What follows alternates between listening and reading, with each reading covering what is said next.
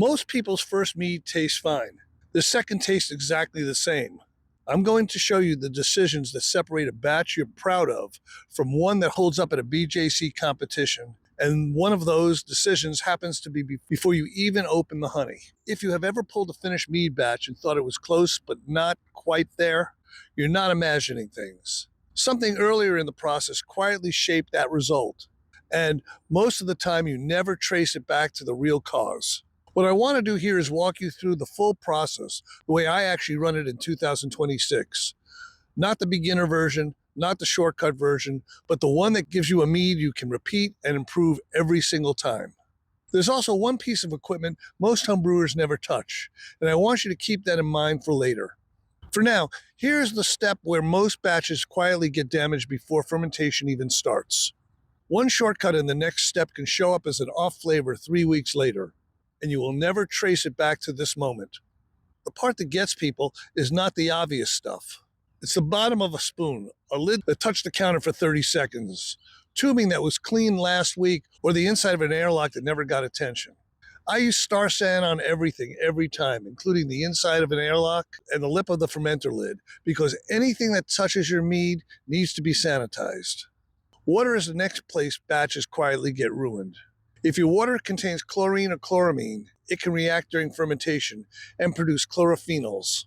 That creates a medicinal or Band-Aid flavor that does not age out. Once that happens, the batch is effectively done.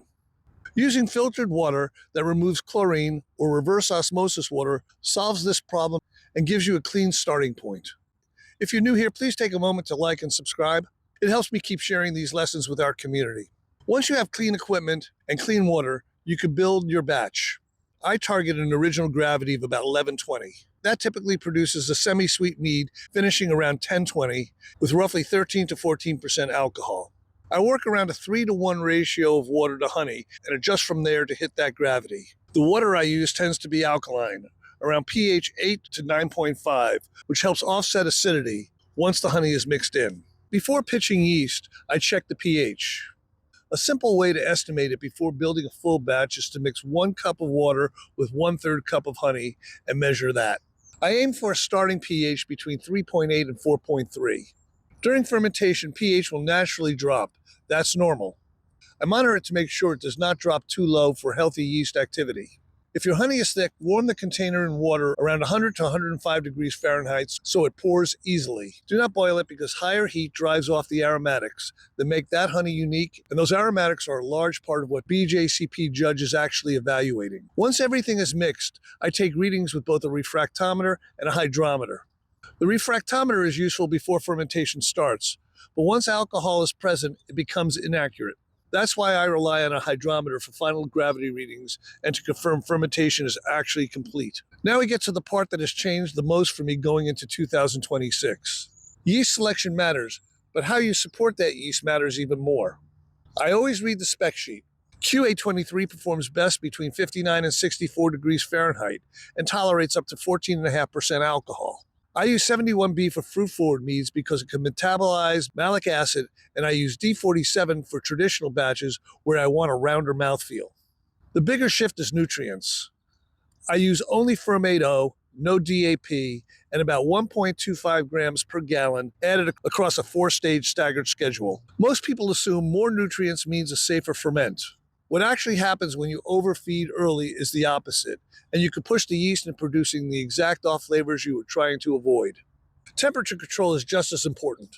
I ferment between 65 and 68 degrees Fahrenheit inside the vessel, which usually means the ambient temperature needs to be slightly lower because active fermentation generates heat. I stay toward the lower end of that range to avoid fusel alcohols, which create hot, solvent-like characters. During the first 3 to 5 days, I degas the must twice a day using a sanitized wine whip attached to a drill. Early in fermentation, oxygen exposure is not a problem and can actually support yeast health. But after day 5, I stop degassing because oxygen becomes a risk to flavor, aroma, and long-term stability. Have you ever had a fermentation slow down or stop and you could not figure out why? Was it temperature, pH, nutrients, or something you still cannot explain? If you're still trying to figure out why a ferment stalled, grab the free ebook, Making Mead at Home Easily. The link is in the description. And drop a comment telling me which one you got. I read every one. In many cases, the pH dropped too low during active fermentation. I monitor pH throughout the process to make sure yeast performance stays strong instead of letting the environment become too acidic. Fermentation is complete when the gravity holds stable for at least 2 weeks, and the sweetness is where you want it, which for me is around 1020. Once I reach that point, I cold crash by dropping the temperature below 42 degrees Fahrenheit, often closer to 33 degrees, and I hold it there for about 2 to 3 weeks. This allows yeast and other solids to settle out naturally, resulting in a clearer and cleaner mead. After cold crashing, I taste and decide if anything needs adjustment. If the mead tastes flat, I might add a small amount of honey, a touch of acid, or some tannin. If I plan to back sweeten or add fruit at this stage, I stabilize first with potassium sorbate and metabisulfite to prevent fermentation from restarting in the bottle. Now remember that piece of equipment I mentioned before we even got into ingredients? This is it. Fermenting under pressure with a spunding valve allows you to control how CO2 leaves the system while keeping some of it dissolved in the mead. When pressure is managed correctly, this can give you a lightly carbonated mead straight from the fermenter. It also helps retain delicate aromatics that reduces oxygen exposure during fermentation.